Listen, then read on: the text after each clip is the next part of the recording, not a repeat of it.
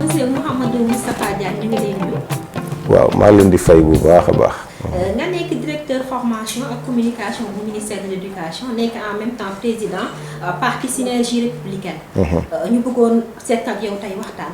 fi ci jiitu mooy gis nañ sa sortie fan yi ñu génn ngay ne da nga bëgg ñu def proposition de loi boo xamante ne dañ ciy privé bépp fonctionnaire boo xamante ne dañ la radier pour faute lourde dañ la war a privé say droits civiques. lan nga ci jublu alors que loi sénégalaise déjà prévoir nañ cas yoo xamante ne ay peine yoo xamante ne kuñ ko teg da ngay perdre droit yooyu yow nga bëgg a ñëw proposer loolu loo ci jublu. ok jërëjëf Marème maa ngi leen di gërëm bu baax di gërëm Pikini ci attention bi ngeen am pour waxtaan ak synergie républicaine waaye di nuyu seen kilifa di Alioune ginnaaw loolu dëgg la ñu bëri sax ñi ngi waxtaanee proposition bi gis nga man mii di wax ak yow en 2012 booba j'étais conseiller technique au ministère de l'éducation nationale jox nañu benn dossier boo xam ni benn fonctionnaire boo xam ni dafa bëggoon desuwaat ci fonction publique fekk dañ ko rajee biñ ko toppee ba ci biir ndekete moom dañ ko rajee woon pour viol. Cela veut dire quoi kooku bu fekkee deful prison parce que xam nga boo defee prison def 5 ans c'est même 2 ans sax lay def wala ñu négocier ko tant que 5 ans yi matul je pense que loi bi yenn condamnation yi doo perdre droit civique c'est-à-dire kooku hypothèse la bu fekkee deful prison mu dem nekk candidat après mu nekk président de la République on va se rendre compte quelque temps après qu'on a un président de la République boo xam ni il est violeur n'est-ce pas te administration bi il faut pas amul ñu voiler la face am na harcèlement sexuel et un viol comme boobu dina bis ba ngeen dégg ko ci administration bi ci niveau concentré ko niveau central comme niveau déconcentré am na ay rapports yu koy wax n'est-ce pas pédophilie c'est-à-dire yooyu day am waaw léegi nag si on ne fait pas attention ñooñu nga xam ne dañ leen radier wala boog cas yi nga xamante ni mooy cas détournement de deniers publics ñoo xam ne dañuy jël keesu buur dafay am ñu radier leen waa ñu révoquer leen ba ñu donc destituer leen wala koo xam ni xanaa loolu sax moo indi coow li parce que booy dugg ci fonction publique dañ lay signaloo engagement que information bi nga xamante ne bi état daf la ko jox waroo ko génne parce que information la boo xam ni souvent dafay concerner ay nit te état dafay protéger citoyen bu fekkente ne bii citoyen dafa def loo xamante ne bii jaaduwul du fonctionnaire bi yow yaa koy wax mais état am na ay instruments yoo xamante ne bii lu mel ni teg na fi yoon boo xamante lay jaar pour def ko mais dañoo seetlu ni de plus en plus nit ñi dañuy jël information boobu pour def seen promotion bopp maanaam nga am sa parti politique bëgg a siw nga ni diw sàcc la bu ko defee presse bi moom dañoo bëgg affaire sensation daal lay jël nga daal di siw ci saa si ñu lay invité nangam après suñu waxee ñu ne voilà bàyyi leen ko ci la démocratie. monsieur Diagne sa wax ji ku ko dégg day mel ni Ousmane Sonko ngeen visé ndax moom mooy fonctionnaire bi nga xamante ni dañ ko radier fonction publique te dafa mel ni moom depuis élection yi wala lu ko wees sax moom mooy adversaire APR bi gën a rëy est-ce que sa wax ji wala seen proposition loi bi du jëmmal rek li Ousmane Sonko naan dañ ko bëgg a liquider pour yàq casier pour moom du mën a présenter wu ci élection 2024. gis nga ñun synergie républicaine bëccëg lañu añ lañu midi lañ pare cela veut dire quoi je combats Sonko parce qu'il combat Macky Sall je le combattrai dans un cadre légal avec des armes conventionnelles je le combats activement synergie républicaine day combattre képp koo xam ni da ngay combattre Macky Sall Pourquoi? Parce que simplement ñun depuis 2011 la ñu wax Sénégalais ni kii moo gën ci réew mi woo suñu militant ci réew mi yëpp wala fii Grand Yoff wax leen ni kii moo gën ci réew mi nous allons rester cohérents parce que pour ñun lan ñu waxoon ni ngi koy def la preuve tey ji ngi fi jam ñaajo gis nga cadre bi ni mu mel nii Macky Sall ko fi def ak leneen ak leneen ak leneen ñun nëbbatuwuñu dañuy combattre Sonko. est-ce que du dellu ci li nga xamante ne population ñu ngi koy wax ne suñu homme politique yi dañuy utiliser suñu loi yi pour di discriminer wala pour di descendre seen adversaire politique. non dinaa ci ñëw Sonko yàgg naa saaga Macky Sall loi bi su ma ko proposé woon avant élection yi ñu wax ko day parce que xalaatu dañ ko avant élection yi ñu ni boo ko fi proposé dañuy wax ni c'est pour Sonko moo tax ñu bàyyi ba élection yi passé bañ dañ ko Sonko dañ ko yëkkati ba ca kaw ñu teg ko ci suuf bu ñu ko daanee ba pare nag dañu doog a indi suñu loi vraiment fekkante ne bi juste avant élection mën nañ ko wax mais li ñu wax nii dama la jox cas concret cas pratique boo xamante ni bii leer na maintenant Sonko peut se retrouver là-dessus pour nous ça nous engage pas c'est son problème c'est pas la première fois wax naa la suñu républicaine même ci wàllu xale yi wax yàgg na wax gouvernement bi nañu gaawal seen jéego yi nañu def ay programmes on a même proposé des stages rémunérés xale yi génn yëpp muy nekk ci chômage frictionnel bi maanaam ñi nga xamante ni bii dañoo jàng ñu formé leen ñu doog a génn nga xam amaguñu premier stage yooyu yëpp na leen jël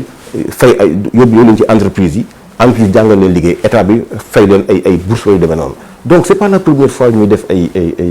kii suñu position ci yeneen donc si suñu sujet d'ordre national international ñëpp xam nañ ko mais dama ne la xam nga réew mi malheureusement boo génnee Sonko ci mbir mi day nekk une proposition qui est pertinente parce que personne ne veut d'un président violeur personne ne veut d'un président qui pédophile il y a aucun Sénégalais conscient qui veut d'un président boo xam ne amul bàmmeelu biir bu fekkee da nga weesoo làmmee rek mu mel ni laaloon bépp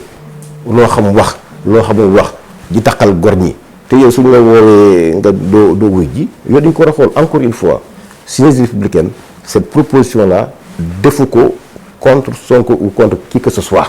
mais dañoo wax ni au vu de la géopolitique donc sous-régional régional et mondial Sénégal gaa daa nañu xool bu baax ñi fal mais léegi lañ ko war a gën a surveiller waaw parce que suñu noon yi ñu ngi biir Sénégal il faudrait pas que parce que même da ngay gis koo xam day jekki rek fël te fël pour fël il faut beaucoup de moyens souvent moyens yooyu fan la ko jëlee parce que ñun Sonko bi ñuy xeex ak depuis quand il est patriote bi ñuy xeex ak kii Abdoulaye Wade en 2011 mu fu mu nekkoon il n'était pas patriote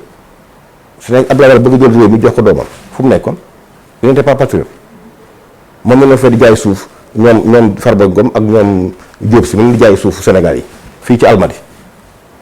n'est-ce pas am ay kër yoo xam ne Sicap moo ko jox R+2 ci fonctionnaire boo xamante ne bii daanaka liggéey fukki at nga am R+2 ci yow la nekkoon ak tay bu Njaay ñun ñu nekk ci mbedd mi di xeex Abdoulaye Wade pour mu bañ a jox réew mi kii mu xëy na moom mooy patriote bi donc yooyu nañ ko bàyyi ñun nous le combattons ouvertement mais cette proposition là on le fait pour le pays on l'a fait pour ce pays là donc kooku il faut que ñu def dichotomie boobu voilà. régime bi fi nekk muy régime présidentiel bi tey Sonko accéder au pouvoir en 2024 arrangé wu leen toll kon du seen intérêt. Sonko daal di nekk président kon kenn mënu ko génne ci débat bi. non si ça si ça le concerne tant mieux ça ne m'engage pas te tant mieux si ça le concerne parce que pour ñun amul kenn koo xam ne te ñun gisuma Sonko lu tax mu war a nekk président de la République entre nous je n'ai rien contre lui c'est un combat de principe parce que pour ñun ki nekk président de la République dafa war a am benn expérience ak benn expertise bi mënoo nekk rek inspecteur des impôts liggéey quelque temps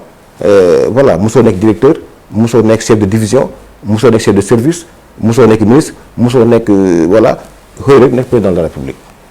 donc loolu sax dafa baaxul ci réew parce que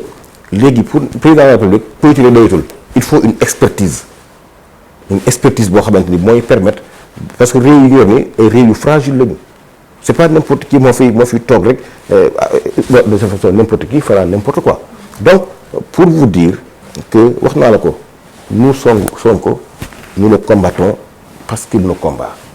nous le combattons parce qu'il combat le président Macky Sall mais cette loi n'a rien à voir avec lui maintenant si daf ko laal vraiment tant mieux. léegi yéen jàpp ngeen ne Sénégalais yi nekk ñoo xam ne ils sont assez matures pour ñu choisir kan moo war a nekk seen président par exemple diabolisation par-ci de quelque bord que ça soit mu nekk du pouvoir mu nekk de l'opposition mais ñu bàyyi bu heure tànn jotee Sénégalais yi tànnal ñoom ki ñu jàpp ne moo gën a dal seen xel. Voilà, donc ce que je veux dire xam nga une mer de passable dans un océan de médiocrité ressemble à du très bien parce que nekk troisième ça dépend ci candidat yi man góob ma ni bu fekkoon ne PDS bokk na Gakou bokk donc Abdou Mbaye bokk ñun ñëpp bokk dina jël troisième waaw c'est parce que condition yooyu donc il a grillé des voix yoo xam ne parce que ils étaient 5 donc à part Macky Sall Idrissa Seck bon voilà il fallait choisir Sonko parce que ñu ci des bon voilà moo doon loolu du Madické du Kële parce que on sait que le pur c'est 100 000 voix ça on le sait Madické n'avait aucune chance donc soit on choisit Macky Sall soit on choisit Idrissa Seck il y a des gens qui ne font pas du tout confiance en Idrissa Seck donc contexte boobu la te bu ñu dawaatee ci beneen contexte dafay wuute parce que Djibo Ka bu mu jugee c'était la même chose dafa jëlee am 11%. donc Moustapha Niasse mi dafa jóg rek am 17% mais après ça c'est effrité parce que les gens se rendent compte que voilà am na yoo xamante ne surtout Sonko bi nga xam ni dafa wax yu garaaw xam nga jiiñ ñu 94 milliards ñu woo la nga ne sama assemblée du samay nawle la ma procureur woo ñu ne d'accord affaire pétrole bi ñu woo la nga ne procureur dafa far xam nga yooyu dafa taxawul si nga ci li mu fondé action loolu mooy écrit la wu donc pour man Sonko mënul nekk un danger ça a été un phénomène boo xamante ne bi peut-être xaw na échappé pouvoir bi parce que ni ñu ko gérer peut-être du noonu peut-être je dis bien peut-être mais ci foofu la yem parce que maintenant il a montré trop de limites en tout état de cause laa wax sénégalais yi am na ay sénégalais yoo xam ni ñaa nga fay ca kaso ba pour 200 000 300 000 n'est-ce pas je trouve que sénégalais boobu donc moom du point de vue des droits civiques am na ci ñoo xam ne nangu seen droit civique pour 200 000 300 000 400 000 francs parfois da nga sàcc ay nag wala ay xar waaw léegi ñu nañu amnistier Karim Wade mu sàcc 138 milliards xam